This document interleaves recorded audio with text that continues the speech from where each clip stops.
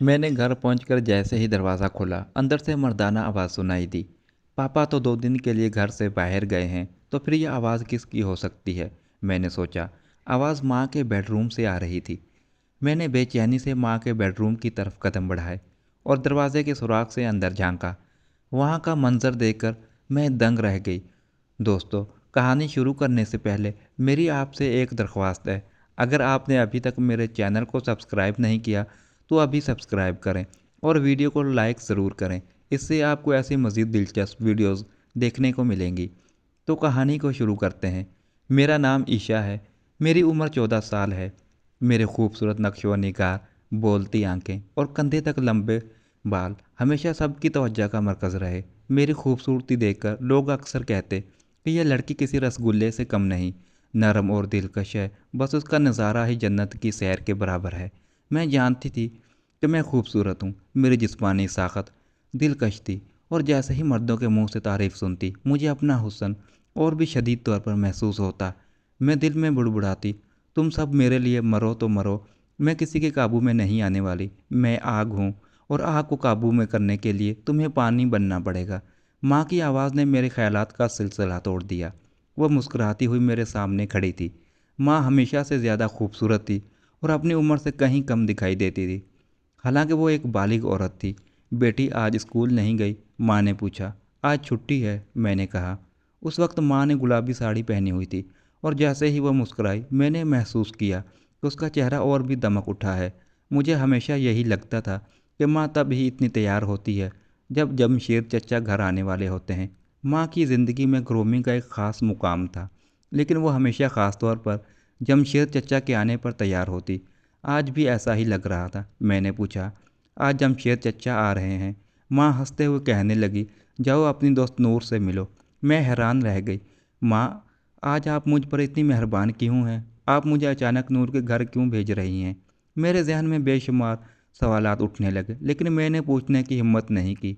बहरहाल, मैं भी नूर से मिलने के लिए बेचैन थी, तो मैं पैदल उसके घर चल पड़ी। नूर का घर हमारे घर से सिर्फ 10-15 मिनट के फासले पर था। जब मैं वहाँ पहुँची तो दरवाज़ा खुला हुआ था। बगैर किसी आवाज़ दिए मैं अंदर चली गई। घर में नूर की माँ के अलावा कोई और मौजूद नहीं था। ईशा, अंदर आओ, नूर की माँ ने मुझे देखते ही कहा। नूर और अमजद अपनी दादी के घर गए हैं, कल सुबह तक वापस आएंगे। बैठो प्लीज़। मैं थोड़ा अजीब महसूस कर रही थी, लेकिन फिर भी चंद मिनट उनके साथ बैठ गई। जब खामोशी ज़्यादा लंबी हो गई तो मैं उठ खड़ी हुई और कहा, आंटी, मैं जा रही हूँ। जब नूर आए तो बता दीजिएगा कि मैं आई थी। ये कहकर मैं घर वापस आ गई। घर पहुंचकर जैसे ही मैंने दरवाज़ा खोला, अंदर से मर्दाना आवाज़ सुनाई दी। पापा तो 2 दिन के लिए घर से बाहर गए हैं, तो फिर ये आवाज़ किसकी हो सकती है? मैंने सोचा। आवाज़ माँ के बेडरूम से आ रही थी। मैंने बेचैनी से माँ के बेडरूम की तरफ कदम बढ़ाए और दरवाजे के सुराख से अंदर झांका। वहाँ का मंजर देखकर मैं दंग रह गई। अंदर माँ और जमशेद चचा मौजूद थे। वो दोनों बहुत खुश दिखाई दे रहे थे और एक दूसरे की आंखों में मोहब्बत से देख रहे थे। माँ ने जमशेद चचा के पेट में गुदगुदी की, जिस पर वो बेसाख्ता हंसने लगे। ये मंजर मेरी बर्दाश्त से बाहर था, लेकिन मैं कुछ बोल नहीं पा रही थी। जमशेद चचा ने कहा, तुम्हारा शौहर हमज़ा कोई आदमी नहीं, वो एक बेवकूफ़ है। जमशेद चचा की बात पर माँ हंसने लगी। हमज़ा तो बस एक पर्दा है जिसकी आड़ में मैं तुम्हारे साथ हूँ। मैं जानती हूँ कि ऐसे शौहर को किस तरह अपनी उंगलियों पर नचाना है। मैंने ज़िंदगी में पहली बार इतना जानदार और जोशीला मंजर देखा था। दिल में एक अजीब सा एहसास था। माँ किसी और के साथ खुशी के लम्हात गुजार रही थी और ये बात मेरे लिए बहुत तकलीफ़देह थी। अगर ये सब वो मेरे वालिद के साथ कर रही होती तो शायद मुझे इतनी तकलीफ़ ना होती, लेकिन यहाँ मामला बिल्कुल मुख्तलिफ था। इसी लम्हे मैंने देखा कि दोनों थक कर अलग बैठ गए, जैसे दो सिपाही एक दूसरे से जंग लड़कर आराम कर रहे हों। माँ ने हाथ का इशारा किया और कहा, यहाँ मेरे पास आओ। जमशेद चचा उठकर जाने लगे, लेकिन माँ ने उनका हाथ पकड़कर कहा, क्यों? दिल भर गया है, अभी रुक जाओ, ईशा आ गई तो मुश्किल हो जाएगी। जमशेद चाचा ने थके हुए लहजे में कहा, ठीक है, अब बंद करो, कहीं ईशा वापस ना आ जाए।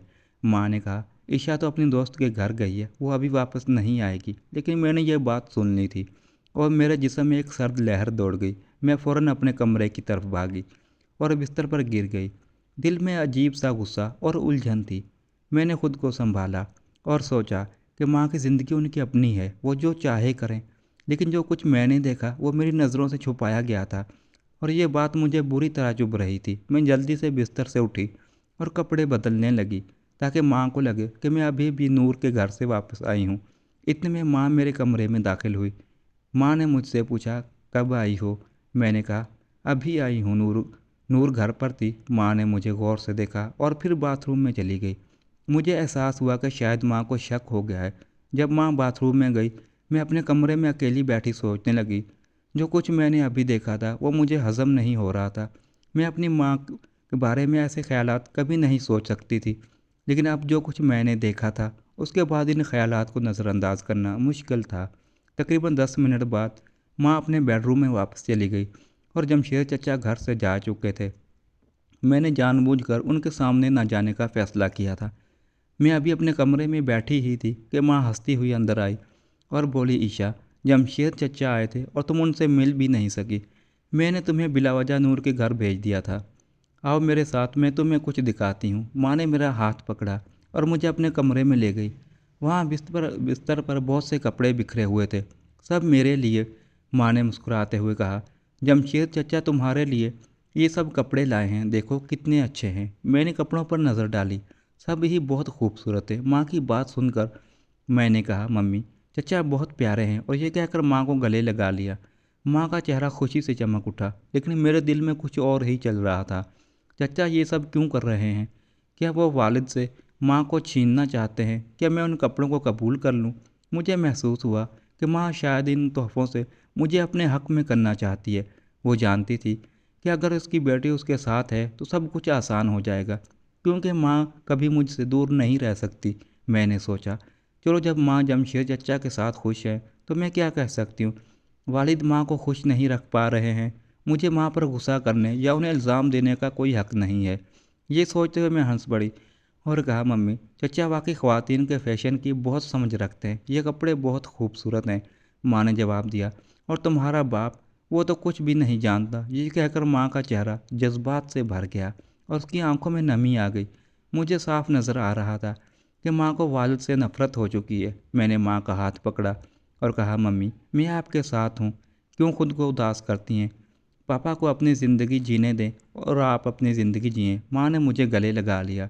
मुझे अंदाज़ा नहीं था कि जब मियाँ बीवी अपनी ज़िंदगियों में अलग हो जाते हैं तो उनके बच्चे किस कुर्ब से गुज़रते हैं।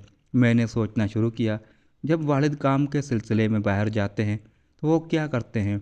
शायद उनका भी किसी और से ताल्लुक़ हो, लेकिन मैं नहीं जानती। अब मैं सिर्फ अपनी माँ को गलत क्यों समझूं? वालिद भी शायद कसूरवार हों। इस ख्याल ने मेरे दिल में एक नया सवाल पैदा कर दिया और मैं खामोशी से अपने कमरे में वापस चली गई।